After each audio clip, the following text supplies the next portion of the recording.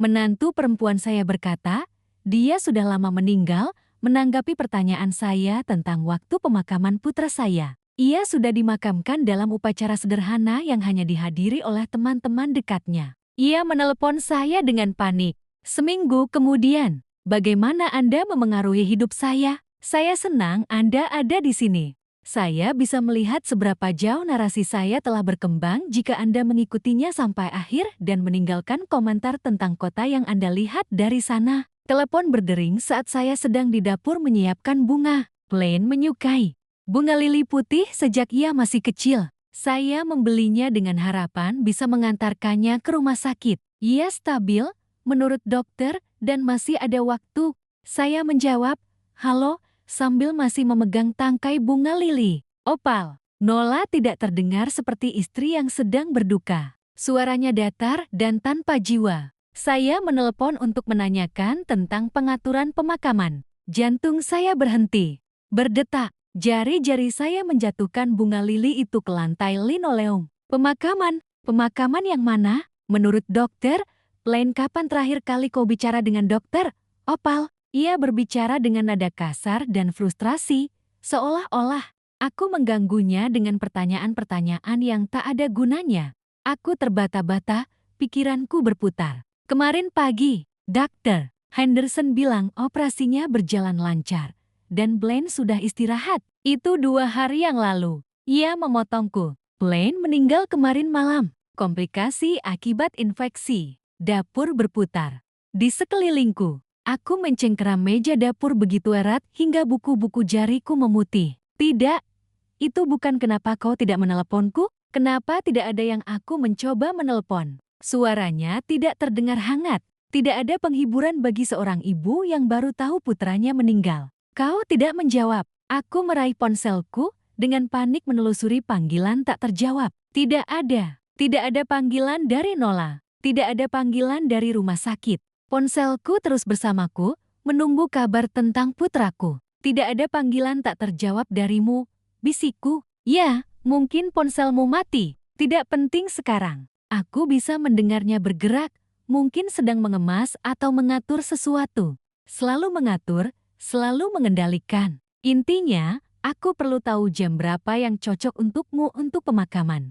Kami pikir Kamis pukul 2. Kamis. Saat itu sudah Selasa malam. Itu sangat dekat. Bukankah kita butuh lebih banyak waktu untuk merencanakan, untuk memberitahu orang-orang? Sudah direncanakan. Upacara kecil, hanya keluarga dekat. Pendeta Williams dari gereja saya akan memimpin upacara. Gereja saya, bukan gereja kami, bukan gereja tempat Blaine dibaptis, tempat ia bernyanyi di paduan suara anak-anak setiap minggu hingga usia 12 tahun.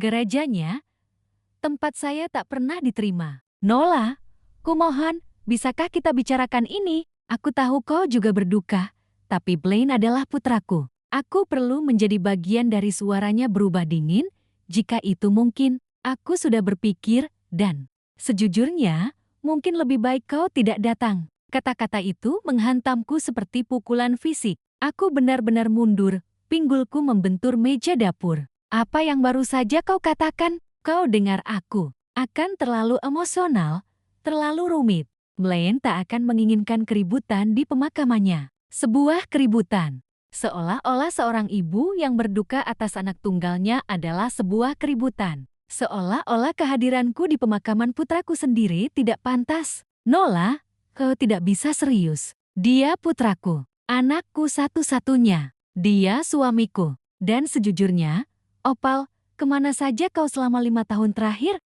Kau jarang menelepon, jarang berkunjung. Jangan berpura-pura kau dekat dengannya sekarang. Setiap kata terasa seperti pisau, karena ada cukup kebenaran di dalamnya untuk menyakiti. Aku tidak menelepon sesering yang seharusnya. Aku tidak berkunjung sesering yang kuinginkan, tetapi setiap kali aku mencoba, selalu ada alasan aku tidak bisa datang. Selalu ada konflik atau masalah yang ditemukan Nola. Aku sudah mencoba, bisikku. Setiap kali aku berencana berkunjung, selalu ada saja yang muncul. Kau bilang dia terlalu lelah, atau kau punya rencana, atau tepat sekali, kau sudah mencoba. Itu tidak sama dengan berada di sana. Aku memikirkan semua ulang tahun di mana panggilanku tak terjawab. Undangan Natal yang ditarik di menit terakhir. Cucu-cucu yang tak pernah kutemui karena Nola bilang akan terlalu membingungkan bagi mereka untuk memiliki banyak figur nenek.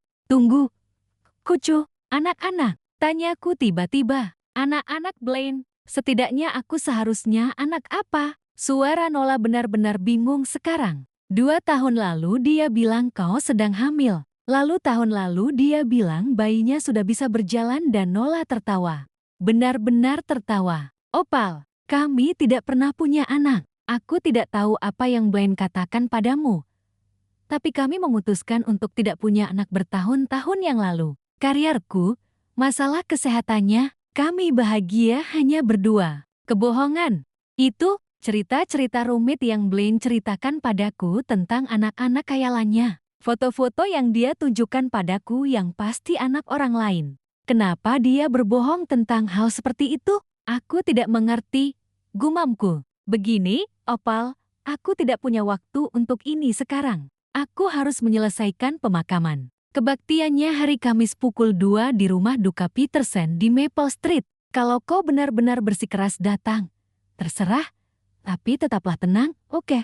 Ini bukan tentang Anda. Ia menutup telepon sebelum saya sempat menjawab. Saya berdiri di sana memegang telepon yang mati, menatap bunga lili di lantai dapur saya. Putra saya meninggal, dan saya mengetahuinya dari istrinya seolah-olah itu adalah ketidaknyamanan yang harus ia tangani. Saya menelepon rumah sakit.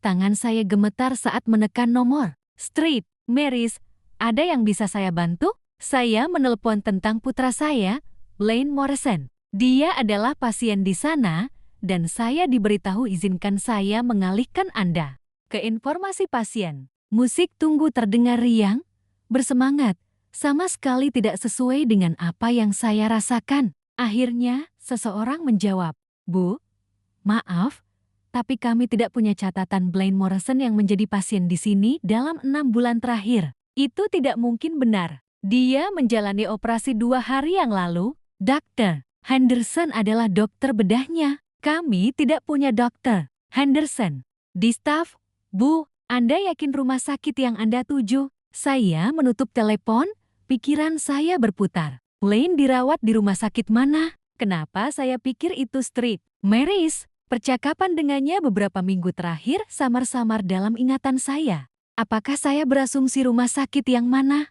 Apakah dia benar-benar memberitahu saya? Atau apakah saya yang mengisi kekosongan itu sendiri? Rumah duka. Saya bisa menelpon Peterson, setidaknya memastikannya. Rumah duka Peterson. Ini Margaret. Hai, saya menelpon tentang upacara untuk Blaine Morrison hari Kamis. Oh ya, Nyonya Morrison. Semuanya sudah diatur sesuai permintaan Anda. Peti mati tertutup, upacara kecil, hanya keluarga inti. Apakah Anda yang akan membawa bunganya?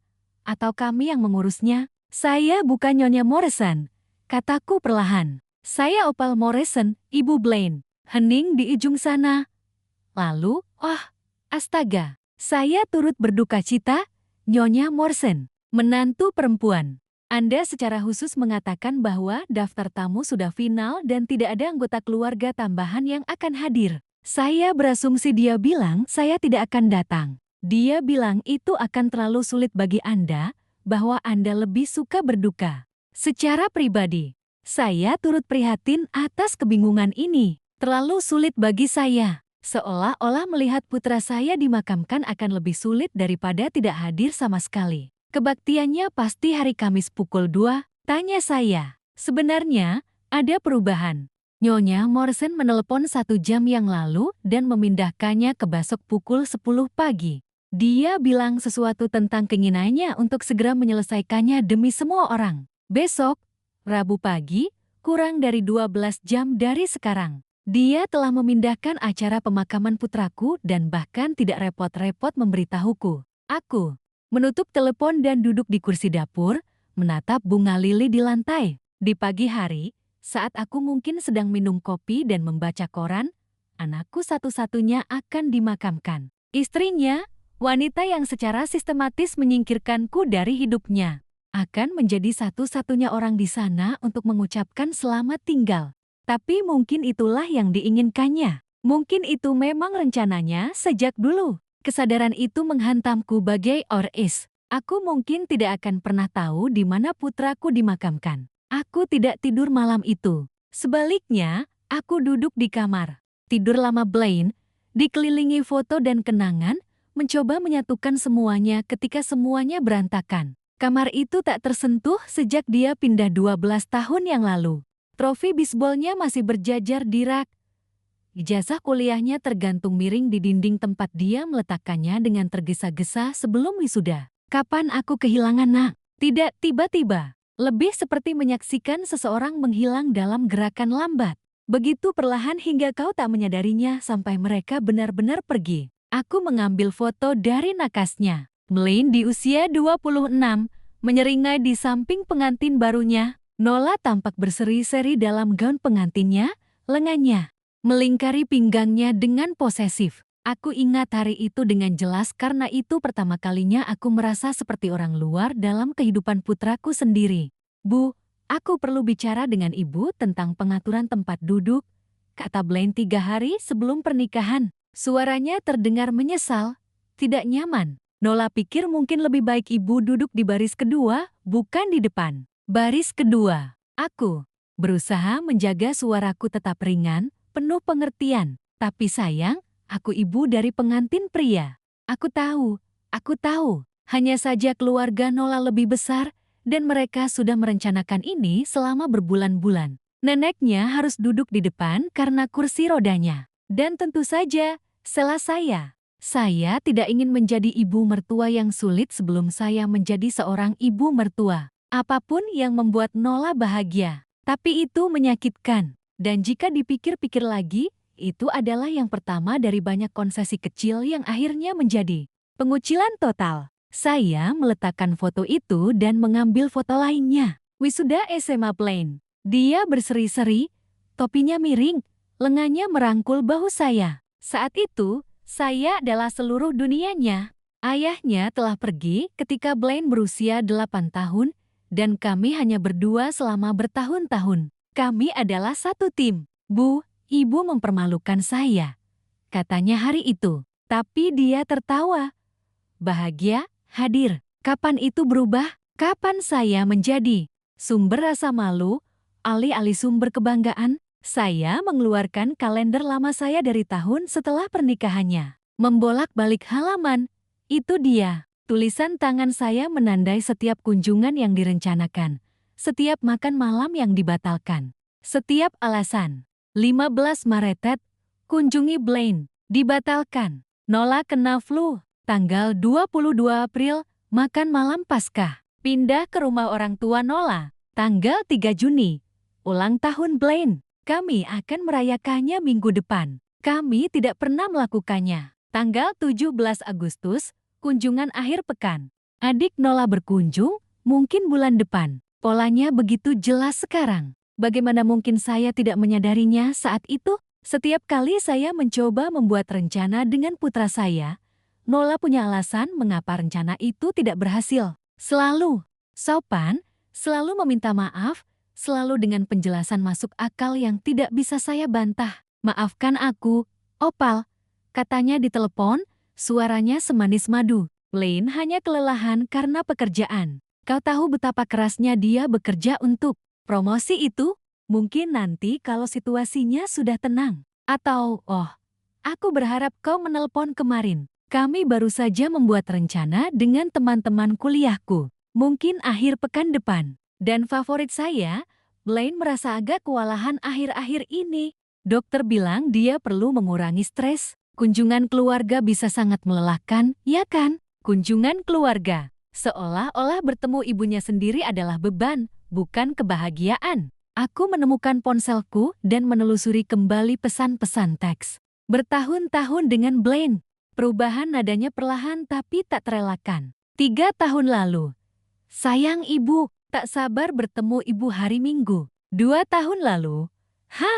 Ibu, ada urusan. Bisakah kita menjadwal ulang? Tahun lalu. Aku akan menelepon ibu akhir minggu ini. Pesan-pesannya semakin pendek, semakin jarang, semakin jauh. Namun di balik rasa dingin yang semakin menjadi, sesekali aku melihat sekilas putra yang dulu ku kenal. 6 bulan lalu, ia meneleponku tiba-tiba pada suatu Selasa sore. Bu, ibu sibuk? Tidak pernah terlalu sibuk untukmu. Sayang, ada apa? Aku bisa mendengar sesuatu dalam suaranya. Ketegangan, kesedihan, mungkin tidak ada yang salah. Aku hanya aku. Memikirkan saat aku berumur 12 tahun dan terkena pneumonia. Ingat ibu tidur di kursi yang tidak nyaman di samping ranjang rumah sakitku selama 3 malam berturut-turut. Tentu saja aku ingat. Kamu sakit parah, sayang. Aku nggak mau meninggalkanmu sendirian. Para perawat terus menyuruhmu pulang dan tidur nyenyak. Tapi kamu nggak mau pergi. Kenapa kamu mikirin itu? Plain, ada jeda yang lama. Nggak kenapa-napa. Aku jati ingat beberapa hal akhir-akhir ini. Hal-hal yang bagus. Dia terdengar ingin bicara lagi, tapi kemudian aku mendengar suara Nola di belakang. Kamu ngomong sama siapa? Kukira kita mau mulai makan malam. Aku harus pergi. Bu, Nola lagi masak lasagna terkenalnya malam ini. Oke, sayang. Aku mencintaimu. Aku juga mencintaimu. Itu terakhir kalinya dia mengatakan itu padaku. Terakhir kalinya dia menelepon hanya untuk bicara, hanya untuk mengingat. Apa yang ingin dia katakan padaku hari itu? Apa yang dia ingat? Aku berjalan ke dapur dan membuat kopi, meskipun saat itu jam 3 pagi. Sambil menunggu kopinya diseduh, aku memikirkan semua tanda peringatan yang telah kulewatkan atau kupilih untuk kuabaikan. Seperti saat aku datang tanpa pemberitahuan di ulang tahun Blaine 2 tahun lalu. Aku menyetir 3 jam dengan kue coklat. Kesukaannya, kue yang kubuat untuk setiap ulang tahun sejak dia berumur 4 tahun. Ketika Nola membuka pintu, wajahnya dipenuhi serangkaian emosi. Terkejut, kesal, lalu senyum yang dipaksakan. Opal, sungguh mengejutkan. Kami tidak menyangka kau akan datang. Aku tahu seharusnya aku menelpon, tapi ini ulang tahun Blaine, dan aku ingin membawa kuenya. Oh, sungguh perhatian. Tapi sebenarnya, kami hanya akan pergi makan malam bersama. Keluargaku, ibuku sudah memesan tempat di restoran steak baru di pusat kota itu. Aku bisa ikut denganmu. Tawarku penuh harap. Aku ingin sekali bertemu orang tuamu dengan baik. Oh, kurasa tidak ada tempat. Mejanya kecil. Kau tahu kan restoran biasanya begitu? Ia mengambil kue dari tanganku. Tapi ini kelihatannya lezat. Aku yakin Blaine pasti suka. Dari balik pintu, aku bisa melihat Blaine mengenakan jaketnya. Ia mendongak dan menatapku. Bu, apa yang ibu lakukan di sini? Bukan, Bu. Aku senang ibu di sini. Bukan, Bu. Kejutan yang luar biasa. Hanya kebingungan, mungkin bahkan jengkel. Aku membawa kue. Ulang tahun ibu, kataku lemah. Ia berjalan mendekat dan memelukku dengan cepat, agak canggung. Ibu tidak perlu menyetir sejauh ini. Kita bisa saja merayakannya akhir pekan ini. Tapi kami tidak merayakannya akhir pekan itu atau akhir pekan berikutnya. Kue itu teronggok di kulkas mereka sampai basi. Dan saya tidak pernah tahu apakah Blaine sempat makan sepotong. Sekarang, saat duduk di dapur pukul 3 pagi, saya menyadari bahwa Nola tidak hanya mencari-cari alasan. Dia telah melatih putra saya untuk melihat saya sebagai pengganggu. Setiap kunjungan yang dibatalkan, setiap rencana yang diubah, setiap ucapan mungkin lain kali perlahan-lahan mengajarkan Blaine bahwa ibunya adalah seseorang yang harus diatur, bukan disayangi. Dan saya membiarkan itu terjadi. Saya begitu takut menjadi ibu mertua yang cerewet sehingga saya menerima setiap batasan, setiap alasan. Saya telah berusaha keras memberi mereka ruang sehingga saya sepenuhnya menyerahkan tempat saya dalam kehidupan putra saya. Kopi selesai diseduh dan saya menuangkan secangkir untuk diri saya sendiri dengan tangan yang masih sedikit gemetar. Dalam beberapa jam, putra saya akan dimakamkan dan saya tidak akan ada di sana untuk mengucapkan selamat tinggal. Tapi mungkin saja belum terlambat untuk memahami apa yang sebenarnya terjadi pada kami. Aku punya firasat panggilan telepon panik Nola akan datang lebih cepat dari yang kukira. Dan ketika itu terjadi, aku akan siap dengan pertanyaan-pertanyaanku sendiri. 7 hari. Itulah lamanya aku hidup dengan pengetahuan bahwa putraku dimakamkan di suatu tempat, dan aku bahkan tidak tahu di mana. 7 hari menelpon rumah duka, pemakaman, siapapun yang mungkin punya informasi. 7 hari malam tanpa tidur dan makanan yang tak tersentuh. Aku sedang duduk di meja dapur, menatap daftar pemakaman yang sudah kuhubungi 2 kali ketika teleponku berdering. Suaranya membuatku tersentak. Aku sudah lama mengharapkan keheningan. Rasanya, "Halo, apa yang kau lakukan pada hidupku?" Suara Nola meledak di telepon, begitu keras sampai aku harus menjauhkannya dari telingaku. Untuk sesaat, aku terlalu terkejut untuk menjawab. Ini bukan wanita yang tenang dan dingin yang memberitahuku tentang kematian putraku. Ini adalah seseorang yang panik, putus asa, dan terpuruk. "Nola, apa yang kau bicarakan? Jangan pura-pura bodoh denganku, Opal. Aku tahu apa yang kau lakukan." "Pengacara?" Pertanyaan, investigasi. Berhenti saja. Aku duduk lebih tegak. "Pengacara yang mana? Investigasi yang mana? Aku tidak mengerti maksudmu." "Pengacara wasiat meneleponku pagi ini. Rupanya, ada masalah dengan surat wasiat Blaine. Ada komplikasi yang perlu mereka bicarakan denganku. Mereka ingin aku datang besok dengan dokumen tentang pernikahan kami, ruangan kami, semuanya. Sebuah surat wasiat. Blaine punya surat wasiat. Dan entah bagaimana aku terlibat. Pikiran itu bahkan tidak terlintas di benakku. Aku begitu fokus mencari tahu di mana dia dimakamkan sehingga aku tidak mempertimbangkan hal-hal praktis seperti harta warisan. "Aku masih tidak mengerti apa hubungannya ini denganku," kataku hati-hati. "Berhenti berbohong," suaranya bergetar. Dan untuk pertama kalinya sejak aku mengenalnya, Nola terdengar benar-benar takut. "Kau pasti sudah menghubungi mereka. Kau pasti entahlah membantah sesuatu atau mengklaim sesuatu atau Nola. Aku belum menghubungi pengacara manapun. Aku bahkan tidak tahu siapa pengacara Blaine. Aku sudah berusaha mencari tahu di mana kau menguburkan putraku, dan kau bahkan tidak mau memberitahuku sebanyak itu." Hening di ujung sana.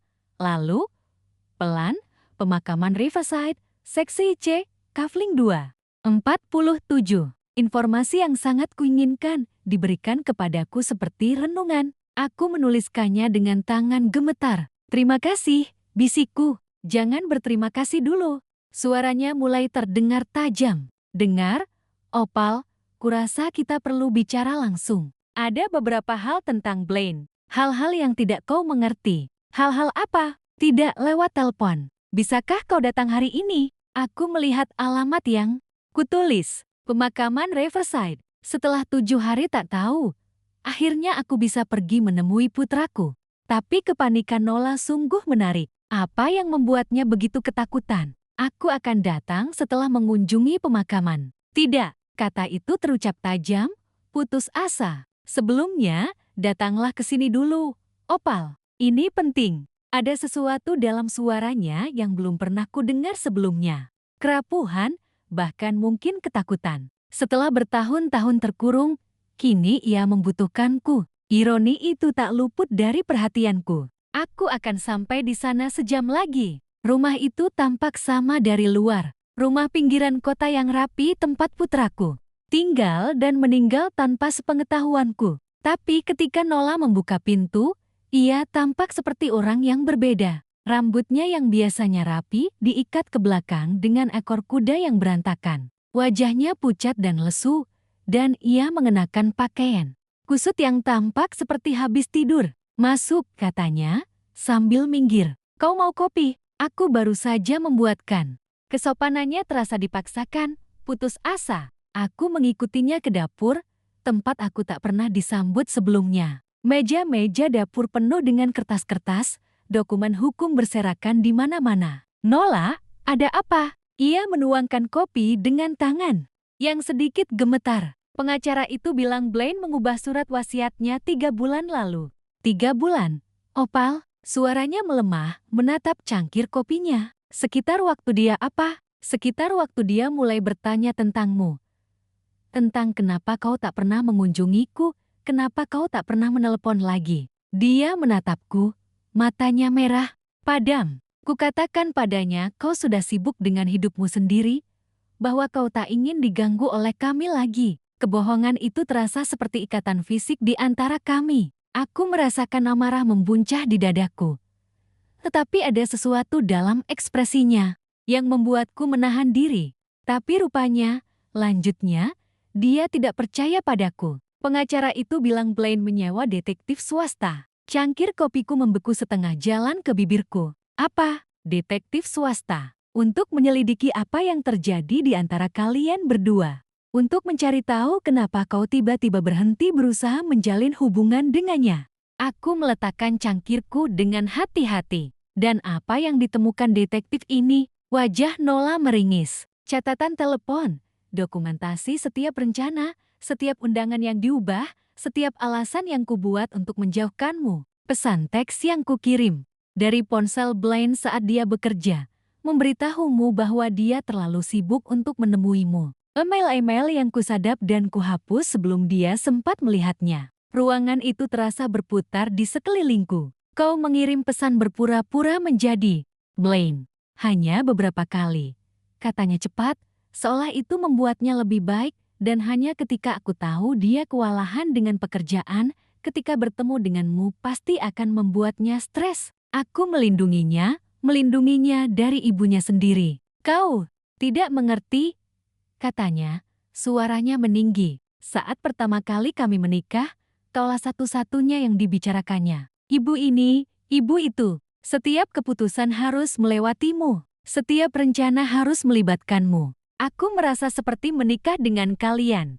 Berdua. Aku menatapnya, wanita yang secara sistematis telah merebut putraku dariku, dan mencoba menemukan kata-kata untuk kemarahan yang membuncah dalam diriku. Jati, kau memutuskan untuk memperbaikinya dengan berbohong kepada kami berdua. Kupikir, jika kau menjaga jarak, kalian berdua akan lebih bahagia. Kupikir Blaine akan lebih fokus pada pernikahan kita, membangun kehidupan bersamaku, dan kupikir kau akan menemukan hidupmu sendiri, minatmu sendiri. Berhasil? Tanyaku pelan. Dia menunduk menatap tangannya. Untuk sementara, Blaine berhenti. Terlalu sering menyebutmu. Pernikahan kita baik-baik saja, Opal. Kita bahagia sampai 3 bulan yang lalu. Sampai 3 bulan yang lalu, dia setuju. Ada yang berubah. Dia mulai mengungkitmu lagi, bertanya kenapa kau tak pernah menelpon lagi, kenapa kau tampak begitu jauh. Aku terus bilang padanya kau baik-baik saja. Kau bilang kau senang kami memberimu ruang, tapi dia tidak percaya. Dia bilang kau dulu menelponnya. Setiap minggu. Dia bilang kau dulu mengingat setiap ulang tahun, setiap hari jati, setiap hal kecil yang berarti baginya. Dan kemudian, tiba-tiba, tak ada apa-apa. Dia bilang itu tidak seperti dirimu. Aku merasakan air mata mulai mengalir. Putraku tahu. Entah bagaimana dia tahu ada yang salah. Jati dia menyewa seorang detektif. Ya, dan ternyata yang mereka temukan. Ia menunjuk kertas-kertas yang berserakan di meja kasir tanpa daa. Cukup untuk membuatnya mengubah surat wasiatnya. Pengacara itu bilang ia mewariskan segalanya padamu, Opal, rumah, tabungan, asuransi jiwa, semuanya. Aku merasa seperti ditabrak truk. Semuanya. Ada suratnya. Katanya pelan. Pengacara itu menyimpannya. Sesuatu yang ditulis Blaine untuk dilampirkan pada surat wasiat itu. Aku tak tahu apa isinya, tapi dia menatapku, dan aku melihat ketakutan yang nyata di matanya. Kurasa dia tahu semua yang kulakukan, dan kurasa dia berencana meninggalkanku. Keheningan membentang di antara kami. Di luar, seorang tetangga sedang memotong rumput, suaranya terasa aneh dan normal di tengah-tengah pengungkapan, yang membentuk kembali semua yang kukira ku ketahui tentang bulan-bulan terakhir putraku. Kau kata Nola akhirnya, laporan penyidik merekomendasikan di situ tertulis ada bukti jelas bahwa hubunganmu dengan Blaine telah disabotase oleh pihak ketiga, olehku. Dia tiba-tiba berdiri, mondar-mandir ke jendela. Aku tak pernah bermaksud sampai sejauh ini, Opal. Aku tak pernah bermaksud menjauhkanmu sepenuhnya darinya. Aku ingin menjadi yang pertama dalam hidupnya sekali ini saja. Dan sekarang dia pergi, dan kau kehilangan segalanya. Dia berbalik menghadapku, air mata mengalir di wajahnya. Aku telah kehilangan semua yang penting. Dan bagian terburuknya adalah, kurasa dia tahu. Kurasa dia tahu apa yang telah kulakukan. Dan dia meninggal karena mengira aku monster. Mungkin memang begitu. Mungkin di bulan-bulan terakhir itu, putraku akhirnya menyadari kebohongan yang dibangun istrinya di sekitar kami. Mungkin dia berencana pulang menemuiku untuk membangun kembali apa yang telah hilang dari kami. Tapi aku takkan pernah tahu pasti. Kesempatan itu telah mati bersamanya. Aku perlu bertemu pengacara itu, kataku sambil berdiri. Dan aku perlu membaca surat apapun yang ditinggalkan Blaine. Nola mengangguk sedih. Namanya David Hartwell. Kantornya di Main Street. Dia menunggumu besok pukul 10.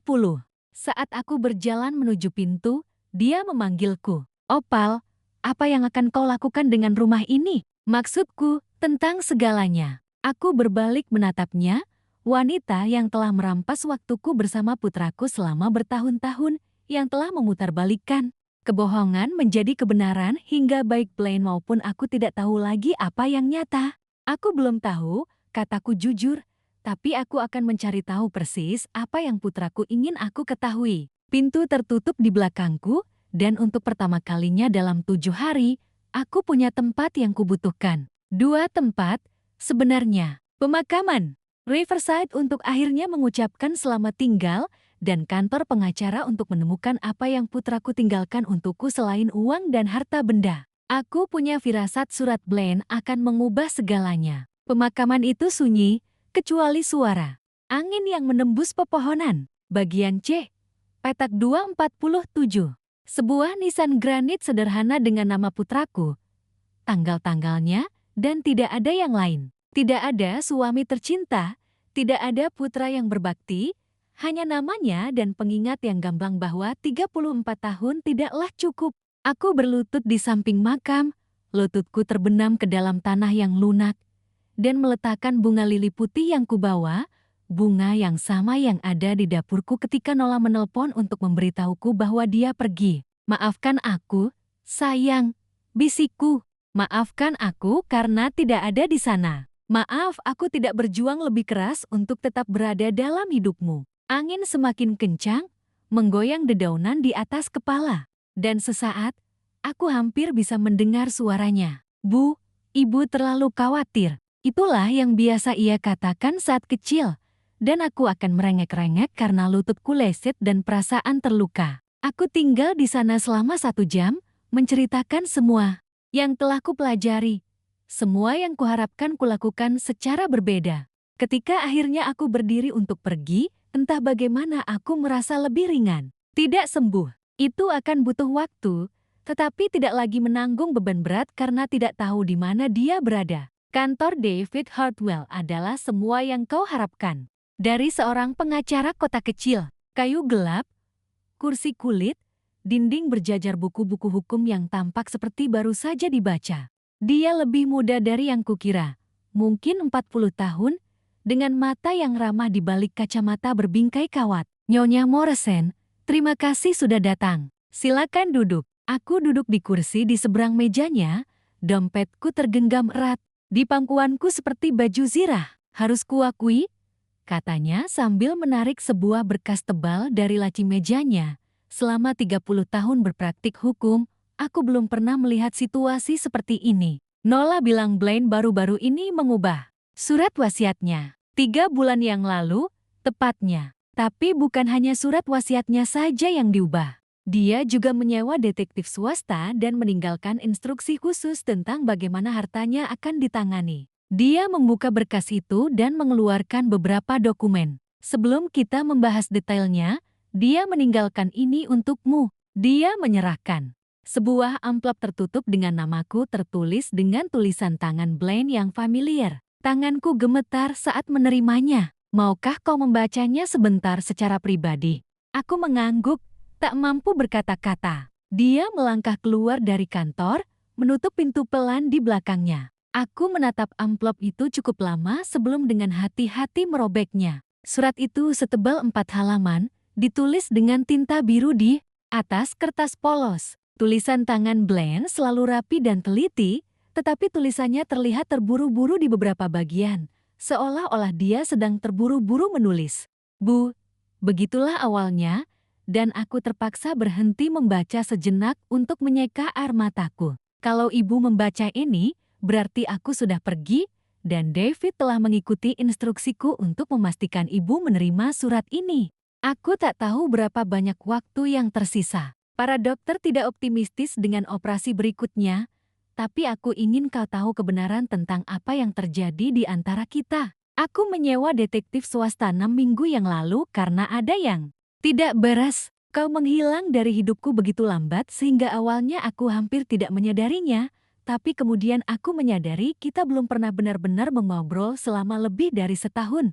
Setiap kali aku mencoba meneleponmu, Nola bilang kau sibuk. Setiap kali aku menyarankan untuk berkunjung, dia punya alasan mengapa itu bukan waktu yang tepat. Ketika aku bertanya langsung padanya tentang hal itu, dia bilang kau ingin waktu sendiri, kau merasa aku terlalu bergantung padamu dan perlu fokus pada pernikahanku. Itu menyakitkan, Bu, tapi aku percaya karena aku percaya padanya. Kupikir mungkin kau memang menginginkan jarak, tapi itu tidak pernah terasa benar. Kau membesarkanku sendirian setelah ayah pergi. Kita adalah tim. Kau tidak pernah membuatku merasa terlalu atau terlalu bergantung. Jadi, aku memutuskan untuk mencari tahu apa yang sebenarnya terjadi. Laporan investigasi ada di pengacaraku. Kau harus membacanya. Tapi aku akan memberimu ringkasannya. Nola telah menyadap komunikasi kami selama bertahun-tahun. Panggilan telepon, email, pesan teks. Dia telah membatalkan rencana yang tidak pernah ku ketahui dan membuat alasan yang tidak pernah kuizinkan. Dia telah berbohong kepada kami berdua, Bu, dan sengaja memisahkan kami. Aku mengkonfrontasinya tentang hal itu minggu lalu. Awalnya, dia menyangkal semuanya. Tetapi ketika aku menunjukkan buktinya, dia hancur dan mengakuinya. Dia bilang dia merasa seperti bersaing denganmu untuk mendapatkan perhatianku, bahwa dia harus menjadi wanita terpenting dalam hidupku. Aku bilang padanya bahwa cinta tidak bekerja seperti itu. Kita tidak harus melemahkan satu hubungan untuk memperkuat yang lain. Kau mengajariku itu, sebenarnya, saat aku khawatir tentang pacaran di SMA. Kau bilang hati memiliki kapasitas tak terbatas untuk mencintai, dan orang-orang yang paling berarti ingin melihatmu bahagia, bukan terisolasi. Dia menangis dan meminta maaf dan berjanji untuk memperbaiki keadaan. Tapi Bu, kurasa aku tidak bisa memaafkan ini. Dia mencuri waktu bertahun-tahun dari kita. Waktu yang tidak bisa kita dapatkan kembali. Saat kau pikir aku tak menginginkanmu lagi dalam hidupku, aku pikir kau sudah tak lagi membutuhkanku dalam hidupmu. Sebenarnya, aku tak pernah berhenti membutuhkanmu. Aku tak pernah berhenti ingin mendengar suaramu yang mengatakan aku bisa mengatasi apapun yang mengkhawatirkanku. Aku tak pernah berhenti merindukan panggilan telepon minggu pagi kita, tempat kau mengabariku tentang kebunmu, dan aku bercerita tentang pekerjaanmu.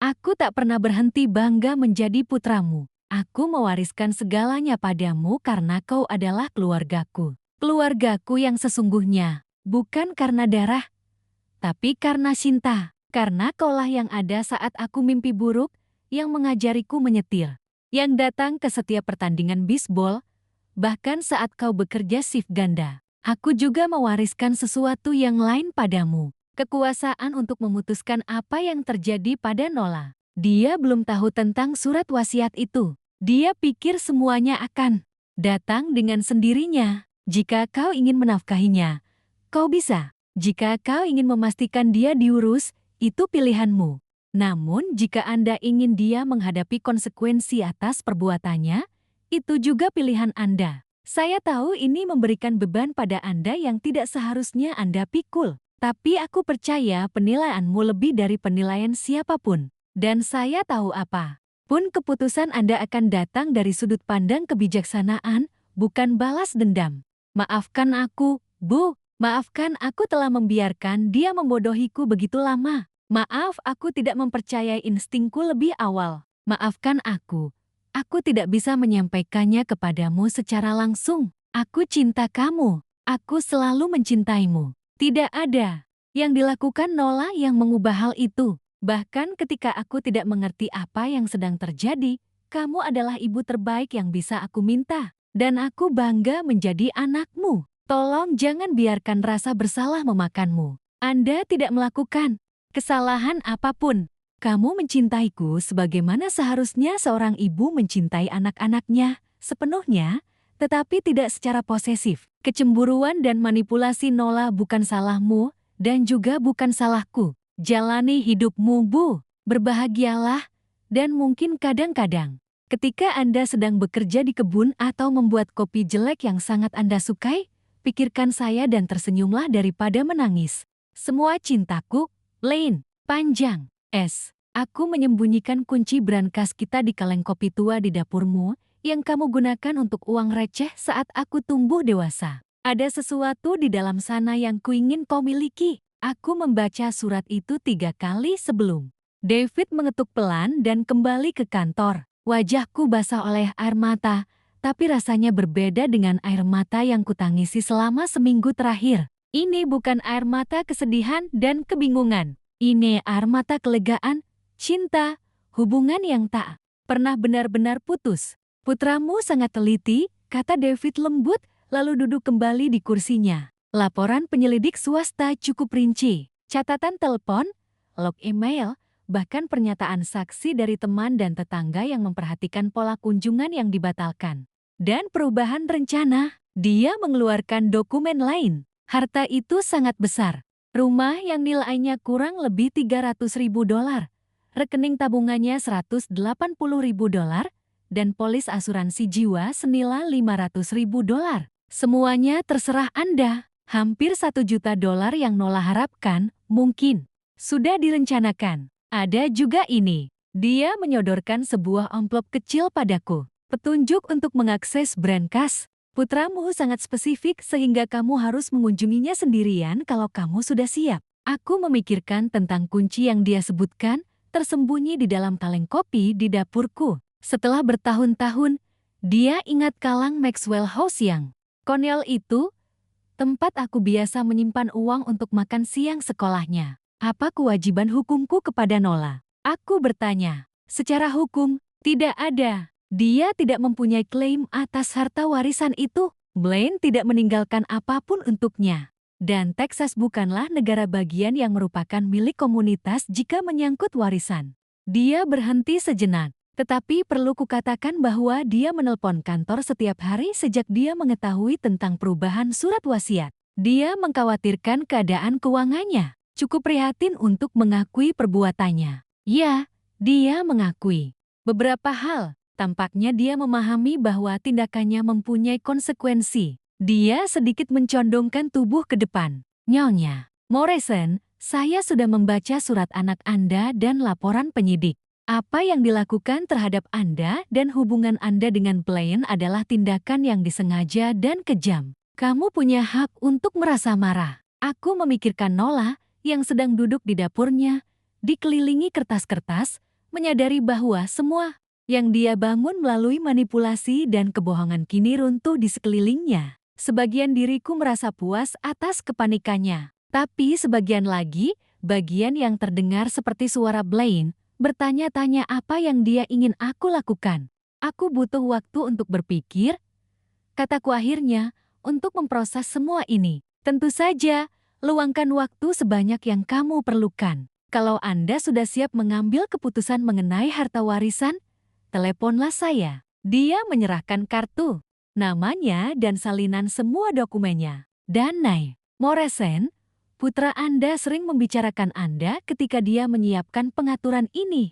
Dia ingin kamu tahu bahwa semua ini bukan salahmu dan dia tidak pernah berhenti mencintaimu. Saya berjalan keluar dari kantor itu dengan perasaan seolah-olah saya membawa suara anak saya untuk pertama kalinya setelah bertahun-tahun. Bukan suara sopan dan jauh yang pernah saya dengar dalam beberapa percakapan terakhir kami, tapi suara anak laki-laki yang biasa memanggil saya sahabatnya. Ada satu pemberhentian lagi yang perlu saya lakukan. Brankas bisa menunggu, tapi kaleng kopi di dapur, saya tidak bisa. Saya perlu memegang bagian manapun dari anak saya yang menunggu saya. Di sana, perjalanan pulang entah bagaimana terasa berbeda, Seolah-olah aku akhirnya menuju ke arah yang benar. Kaleng kopi Maxwell House yang lama tergeletak persis di tempatnya. Selama 15 tahun terakhir, di rak paling atas di dapurku, di belakang tepung dan gula. Aku bahkan lupa kalau kaleng itu ada di sana, peninggalan saat Blaine masih di sekolah menengah, dan aku akan menabung uang receh untuk biaya turnamen bisbol dan uang pizzanya. Tanganku gemetar saat aku mengangkatnya ke bawah. Jingle coin bercampur sesuatu selain itu, sesuatu yang tidak terdengar metalik. Aku membuka tutup plastiknya dan mengintip ke dalam. Seperempat, uang receh, dan uang receh memenuhi bagian bawah seperti biasanya. Tapi di antara mereka ada kunci kuningan kecil dan sesuatu yang terbungkus kertas tisu. Saya mengeluarkan kertas tisu terlebih dahulu, membuka lipatannya dengan hati-hati. Di dalamnya ada gelang perak kecil yang langsung kukenali. Aku memberikannya kepada Blaine untuk ulang tahunnya yang ke-16 dengan ukiran anakku, harga diriku, kegembiraanku. Di dalamnya, dia memakainya setiap hari semasa SMA, lalu kuliah. Tapi aku sudah bertahun-tahun tidak melihatnya. Saya berasumsi dia sudah melampauinya atau kehilangannya. Dia menyimpannya. Selama ini, bahkan ketika Nola meracuninya untuk melawanku, dia tetap menyimpannya. Kuncinya kecil, jelas untuk brankas. Ada label kecil yang ditempeli alamat pusat kota dan nomor kotak 247, nomor yang sama dengan petak makamnya. Dia sudah merencanakan ini dengan hati-hati, bahkan di bulan-bulan terakhirnya. Aku duduk di meja dapurku, memegang gelang itu dan memikirkan semua yang telah kupelajari hari ini. Blaine sudah tahu. Dia sudah mengetahui apa yang dilakukan Nola dan telah mengambil langkah-langkah untuk melindungi hubungan kami, bahkan dari kematian. Tapi masih ada sesuatu yang saya tidak mengerti. Mengapa dia melakukannya? Apa yang mendorongnya secara sistematis menghancurkan ikatan antara ibu dan anak? Ponselku berdering, membuyarkan lamunanku. Nama Nola muncul di layar. Halo, Opal. Syukurlah kamu menjawab. Tolong, aku perlu bertemu denganmu lagi. Ada hal-hal yang tidak kuceritakan kemarin. Hal-hal penting. Suaranya berbeda lagi. Bukan kepanikan yang terjadi kemarin, tapi sesuatu yang mendekati pengunduran diri. Hal apa? Tentang alasanku melakukan apa yang kulakukan. Tentang hal-hal yang terjadi sebelum Blaine dan aku menikah. Kamu berhak mengetahui kebenaran seutuhnya. Aku memandangi gelang di telapak tanganku pada kunci yang akan membuka. Pesan terakhir apapun yang ditinggalkan putraku untukku. Sebagian dari diriku ingin menutup telepon untuk fokus pada warisan Blaine dan bukan pada alasan Nola, tapi sebagian lagi perlu memahami demi Blaine jika bukan demi diriku sendiri. Aku akan datang. Tapi ini yang terakhir kalinya, Nola. Setelah hari ini, aku tidak ingin bertemu denganmu lagi kecuali melalui pengacara. Aku mengerti. 1 jam kemudian, aku duduk di ruang tamunya lagi. Tapi kali ini, suasananya berbeda. Dia sudah membereskan kertas-kertas yang berserakan, berusaha tampil rapi. Dia menyajikan kopi dalam cangkir sungguhan, bukan dalam mug. Seolah-olah formalitas bisa menggantikan penipuan selama bertahun-tahun. Aku harus mulai dari awal, katanya, sambil duduk di hadapanku. Bahkan sebelum aku dan Blaine bertemu, dia menatap ke dalam cangkir kopinya, seolah-olah kata-kata yang dia butuhkan melayang di sana. Aku pernah bertunangan sebelumnya dengan seorang pria bernama Marcus. Kami sudah bersama selama 3 tahun, merencanakan pernikahan kami, membangun kehidupan bersama. Dia menatapku. Ibunya membenciku sejak hari pertama. Aku menunggu, tidak yakin kemana arahnya. Dia pikir aku tidak cukup baik untuknya. Kelas sosial salah, latar belakang keluarga salah, segalanya salah. Dia melakukan semua yang dia bisa untuk menghancurkan kami. Persis seperti apa yang mungkin Anda pikirkan. Nola, izinkan saya menyelesaikannya. Dia menarik napas dengan gemetar. Dia berhasil. Marcus memilih dia daripada aku, membatalkan pernikahan kami 3 minggu sebelum tanggal tersebut, karena ibunya meyakinkannya bahwa aku hanya mengincar uangnya, bahwa aku tidak benar-benar mencintainya. Aku bisa mengerti kemana arah cerita ini, dan terlepas dari semua yang telah dia lakukan padaku, aku merasakan sedikit simpati. Saat aku bertemu Blaine, aku bersumpah tidak akan membiarkan ibu lain menghalangi aku dan pria yang kucintai. Saya tahu itu tidak membenarkan tindakan saya. Namun saya ingin Anda memahami bahwa ini bukan tentang Anda secara pribadi. Itu karena ketakutanku sendiri. Jadi, kamu memutuskan untuk melenyapkanku sebagai ancaman. Aku memutuskan untuk melindungi pernikahanku. Dia berdiri, mondar-mandir ke jendela. Tetapi di tengah jalan, hal itu tidak lagi menjadi soal perlindungan dan menjadi soal kendali.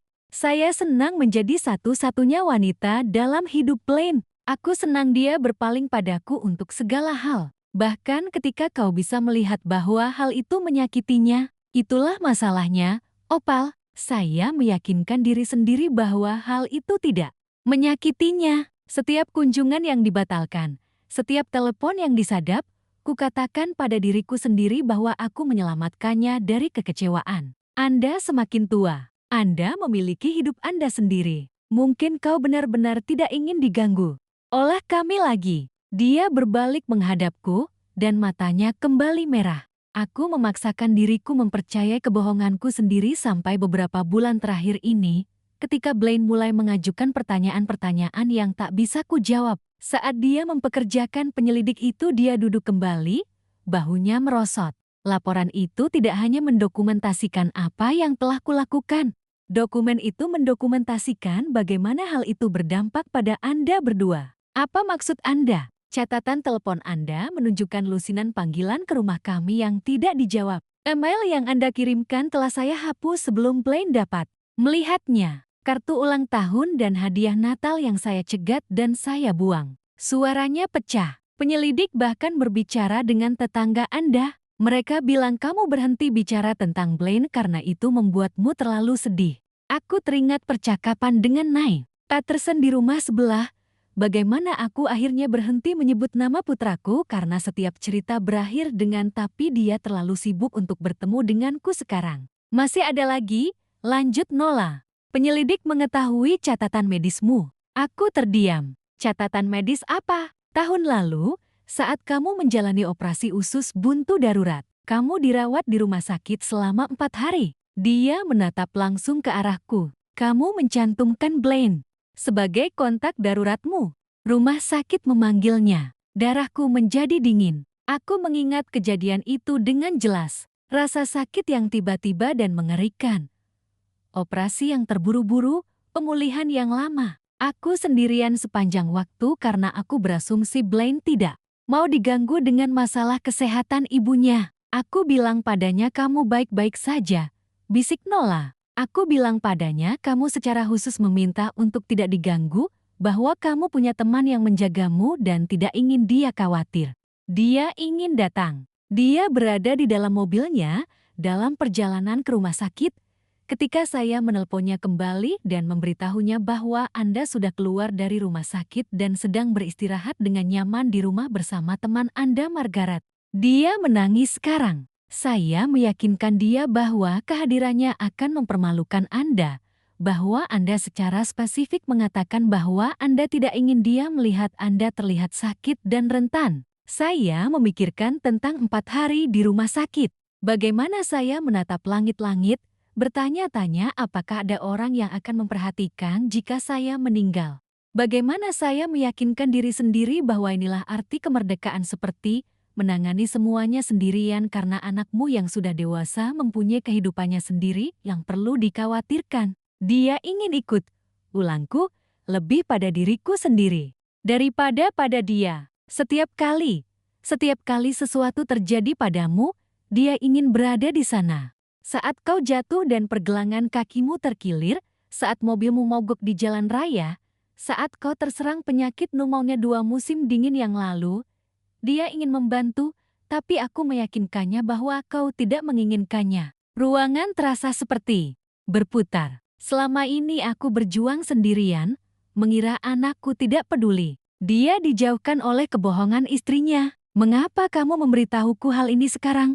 Karena kemarin, ketika aku melihat kepanikan di matamu karena tidak tahu di mana dia dikuburkan, aku menyadari sesuatu. Dia menyeka wajahnya dengan tisu. Aku tidak mencurinya darimu begitu saja. Aku juga mencurimu darinya. Dan pada akhirnya, aku tetap kehilangan dia. Apa maksudmu?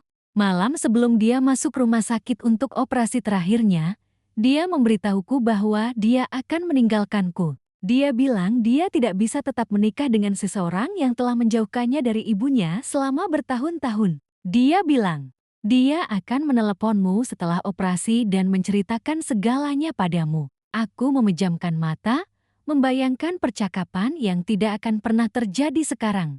Dia mati karena mengira aku monster, Opal. Dan dia benar. Dia menatapku dengan perasaan yang mendekati putus asa. Aku tahu aku tidak punya hak untuk meminta apapun, tapi aku ingin kamu tahu aku mencintainya. Aku benar-benar mencintainya. Aku hanya salah mencintainya. Aku berdiri, tiba-tiba ingin berada di mana saja, kecuali di rumah yang penuh kebohongan dan impian yang hancur ini. Mau kemana? Ke bank.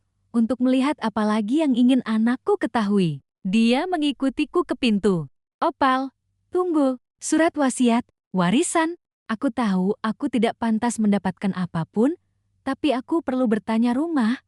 Tabungan plain aku tidak tahu bagaimana caranya aku berbalik menghadapnya. Aku belum memutuskan apapun, tapi aku akan memberitahumu ini. Apapun keputusanku, itu bukan karena kamu meminta belas kasihanku. Itu karena apa yang diinginkan Blaine. Dan menurutmu apa yang dia inginkan? Aku memikirkan putraku, tentang pria yang menyewa penyelidik swasta untuk mengungkap kebenaran, yang mengubah keinginannya. Untuk memastikan aku tahu betapa dia mencintaiku, tapi juga memberiku kekuasaan untuk menentukan nasib istrinya. Menurutku dia menginginkan keadilan, tapi menurutku dia juga menginginkan belas kasihan. Aku membuka pintu. Aku hanya tidak tahu yang mana yang layak kamu dapatkan. Keamanan kotak penyimpanan berada di ruang bawah tanah First National Bank. Di sebuah ruangan tenang yang dilapisi dengan pintu logam kecil. Petugas bank membawaku ke kotak 247 dan meninggalkanku sendirian dengan apapun yang dianggap cukup penting oleh putraku untuk disembunyikan. Di dalamnya ada amplop manila dan kotak perhiasan beludru kecil. Aku membuka amplop itu terlebih dahulu. Surat-surat lainnya, 3 di antaranya, ditujukan kepadaku dengan tulisan tangan Blaine, tetapi dengan tanggal berbeda selama 2 tahun terakhir. Yang pertama, bertanggal 18 bulan yang lalu. Penuh dengan kebingungan dan rasa sakit hati. Aku tidak mengerti apa yang terjadi di antara kita. Bu, aku terus mencoba mencari tahu apa kesalahanku, tapi aku tidak bisa mengingat pertengkaran apapun, momen apapun ketika segalanya berubah.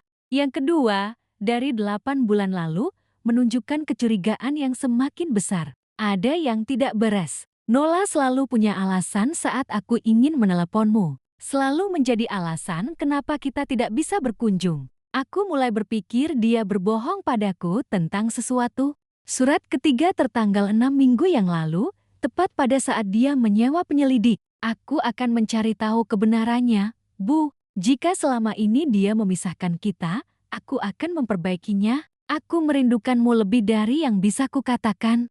Saya membuka kotak perhiasan dengan air mata mengalir di wajah saya. Di dalamnya ada cincin ibuku yang kuberikan pada Blaine saat dia bertunangan, memintanya untuk menyimpannya untuk putri pertamanya. Dia malah menyimpannya untukku. Ada sebuah catatan terselip di bawah cincin itu. Ini milikmu, tempat yang selalu menjadi miliknya. Sayang, anakmu. Aku menyelipkan cincin itu ke jariku dan duduk di brankas bank yang sunyi itu, dikelilingi oleh surat cinta putraku dan bukti bahwa ikatan kami tidak pernah benar-benar putus. Nola telah membangun tembok di antara kami, tapi dia tidak menghancurkan apa yang kami miliki. Sekarang aku harus memutuskan apa yang harus kulakukan dengan kekuatan yang Blaine tinggalkan padaku, kekuatan untuk membangun kembali atau menghukum, untuk menunjukkan belas kasihan atau menuntut keadilan. Untuk pertama kalinya sejak mimpi buruk ini dimulai, aku tahu persis apa yang putraku ingin aku lakukan. Aku menghabiskan 3 hari memikirkan tentang apa yang diinginkan Blaine. 3 hari membaca dan membaca ulang surat-suratnya, mengenakan cincin ibuku dan mencoba memisahkan kemarahanku dari cintaku pada putraku. Pada hari keempat, aku menelpon David Hartwell dan menjadwalkan pertemuan dengan dia dan Nola. Dia tiba di kantor pengacara tampak seperti dia belum tidur selama berminggu-minggu. rambutnya belum dicuci, dan dia memegang kotak tisu seperti tali penyelamat. "Opal, duduklah, Nola." Suaraku tenang dan terkendali. Aku menemukan pusat perhatianku dalam surat-surat putraku itu, dalam kepastian cintanya padaku. David berdeham dan mengeluarkan dokumen harta warisan. Mrs. Morrison sudah mengambil keputusan mengenai pembagian aset Blaine. Tangan Nola gemetar saat dia menungguku bicara. "Aku sudah memutuskan untuk memberimu rumah itu," kataku pelan. Matanya membelalak kaget. "Apa? Rumah itu milikmu, gratis dan bersih?" "Tapi itu saja." Aku mencondongkan tubuh ke depan, menatap langsung ke arahnya. Rekening tabungan dan uang asuransi jiwa yang disumbangkan ke yayasan atas nama Blaine mendukung program yang membantu anak-anak menjaga hubungan dengan kakek nenek mereka setelah perceraian atau konflik keluarga. Dia berkedip cepat, mencoba memproses apa yang aku katakan. "Kenapa?" Dia berbisik. "Karena Blaine tidak ingin kamu menjadi tunawisma, tapi dia juga tidak ingin kamu mengambil keuntungan dari rasa sakit yang kamu timbulkan." Aku mengeluarkan salah satu suratnya dan membacanya keras-keras. "Hati memiliki kapasitas cinta yang tak terbatas, dan orang-orang yang paling berarti ingin melihatmu bahagia, bukan terisolasi."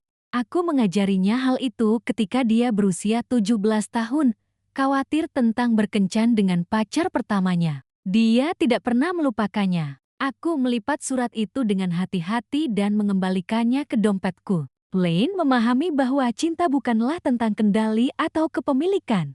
Ini tentang menginginkan yang terbaik untuk seseorang, bahkan ketika mereka menyakitimu. Nola kini terisak-isak, par mata pelan yang sepertinya datang dari suatu tempat yang dalam dan pecah di dalam dirinya. "Saya tidak pantas menerima kebaikan ini," katanya. "Tidak, aku setuju. Kamu tidak melakukannya, tapi anakku melakukannya, dan inilah yang dia inginkan." David berdeham. "Ada syarat dalam pengaturan ini." Nola mendongak, menyeka matanya. "Kau akan menandatangani pernyataan yang mengakui perbuatanmu," lanjutku. "Pengungkapan penuh tentang bagaimana kamu memanipulasi Blaine dan aku, bagaimana kamu menyadap komunikasi dan mengarang alasan untuk memisahkan kita. Itu tidak akan dipublikasikan kecuali kamu mencoba menghubungiku lagi atau menyebarkan kebohongan tentang keluarga kita." "Saya mengerti. Anda juga akan menghadiri konseling nyata, bukan hanya beberapa sesi saja. Kamu perlu memahami kenapa kamu melakukan apa yang kamu lakukan sehingga kamu tidak pernah melakukannya kepada orang lain." Dia mengangguk, masih menangis. "Dan satu hal lagi." Aku merogoh dompetku dan mengeluarkan album foto kecil yang sudah kukumpulkan selama beberapa hari terakhir. Ini adalah foto-foto Blaine saat tumbuh dewasa langkah pertamanya, lulusan SMA-nya, tahun-tahun kuliahnya. Semua momen yang belum pernah kau lihat karena kau terlalu sibuk berusaha menghapusku dari kehidupannya. Aku menyelipkannya ke seberang meja ke arahnya. "Aku ingin kau melihat ini dan memahaminya. Apa yang kamu hancurkan, bukan hanya hubunganku dengannya, tapi hubungannya dengan sejarahnya sendiri. Setiap cerita tentang masa kecilnya yang tidak bisa dia bagikan kepada Anda karena itu melibatkan saya. Setiap tradisi keluarga mati karena kalian memisahkan kami satu sama lain." Dia membuka album itu dengan tangan gemetar, menatap foto Blaine berusia 5 tahun yang ditutupi hiasan kue ulang tahun, menyeringai ke arah kamera. "Inilah putra yang kamu nikahi," kataku. "Dia menjadi pria yang baik karena dia dibesarkan dengan cinta, bukan manipulasi. Karena dia diajari bahwa keluarga berarti saling mendukung, bukan saling mengontrol." Dia membalik halaman dan menemukan foto remaja Blaine dan aku saat kelulusan SMA-nya. Kami berdua berseri-seri dengan bangga. "Dia sangat bersemangat hari itu," kataku lembut. "Dia mengatakan kepada semua orang bahwa ibunya adalah pahlawannya karena aku melakukan 2 pekerjaan untuk menyekolahkannya. Dia bilang aku orang terkuat yang dia kenal." "Dia juga bilang begitu tentang aku," bisik Nola. "Setelah kami menikah, dia bilang aku kuat untuk membangun karirku sendiri karena tahu apa yang kuinginkan." "Lalu kenapa itu tidak cukup? Kenapa kamu harus menjadi satu-satunya wanita kuat dalam hidupnya?" Dia menatap foto itu lama sekali sebelum menjawab. "Karena aku takut kehilangan dia seperti aku kehilangan Marcus. Tapi sekarang aku sadar bahwa aku tetap kehilangan dia." Aku hanya kehilangan dia lebih lambat, kebohongan demi kebohongan. David menyerahkan dokumen-dokumen itu untuk ditandatangani. Saat dia mengerjakan dokumen, mengakui penipuannya dan menyetujui persyaratan untuk mewarisi rumah, aku merasakan sesuatu yang tidak kuduga. Kedamaian. Ini bukan balas dendam. Balas dendam akan membuatnya kehilangan tempat tinggal dan melarat. Ini juga bukan pengampunan. Pengampunan harus datang kemudian, jika memang ada. Ini adalah keadilan yang diimbangi dengan belas kasih yang selalu ditunjukkan Blaine, bahkan kepada orang-orang yang tidak pantas mendapatkannya. Ketika semua surat-surat sudah ditandatangani, Nola menatapku untuk terakhir kalinya. Maukah kamu ceritakan padaku tentang dia? Dia bertanya pelan. Aku tahu aku tidak punya hak untuk bertanya. Tapi aku ingin tahu siapa dia sebelum aku bertemu dengannya. Aku berpikir untuk menolak. Dia telah mencuri cerita putraku selama bertahun-tahun. Kenapa aku harus mengembalikannya? Tapi kemudian aku teringat sesuatu yang Blaine tulis di salah satu suratnya yang belum terkirim. Aku harap aku bisa memberitahu Nola tentang saat kamu mengajariku mengemudi di tempat parkir gereja atau tentang bagaimana kamu biasa menyanyikan lagu-lagu Beatles saat kamu memasak makan malam. Kuharap dia mengerti bahwa mencintaimu bukan berarti kurang mencintainya. Dia penasaran dengan segala hal, kataku akhirnya. Bahkan saat masih balita, dia harus tahu cara kerjanya. Dia membongkar pemanggang roti kami ketika dia berusia 4 tahun karena dia ingin melihat kemana perginya roti panggang itu. Senyum kecil tersungging di wajahnya. Dia masih melakukan itu, selalu mengutak-atik berbagai hal, berusaha memperbaikinya atau menjadikannya lebih baik. Dia mendapatkannya dari kakeknya, ayahku. Dia juga seorang insinyur. Aku menutup dompetku dan berdiri. Blaine sering berkata bahwa dia mewarisi bakat keluarga untuk memecahkan masalah. Saya kira dia mencoba memecahkan masalah terbesar pada akhirnya. Cara menyatukan kedua keluarganya. Kedua keluarganya. Kau juga keluarganya, Nola. Terlepas dari semua yang kamu lakukan, dia mencintaimu. Itu sebabnya ini sangat sulit baginya. Kenapa dia menunggu begitu lama untuk menghadapimu? Dia tidak mau memilih di antara kita. Dia juga berdiri sambil memegang album foto. Terima kasih untuk ini, untuk rumah ini, untuk foto-fotonya, untuk karena tidak menghancurkanku sebagaimana layaknya aku terima. Jangan berterima kasih padaku. Terima kasih Blaine. Ini adalah belas kasihannya, bukan milikku. Saat aku berjalan keluar dari kantor itu, aku merasakan kehadiran putraku bersamaku dengan cara yang belum pernah kulakukan sejak dia masih kecil.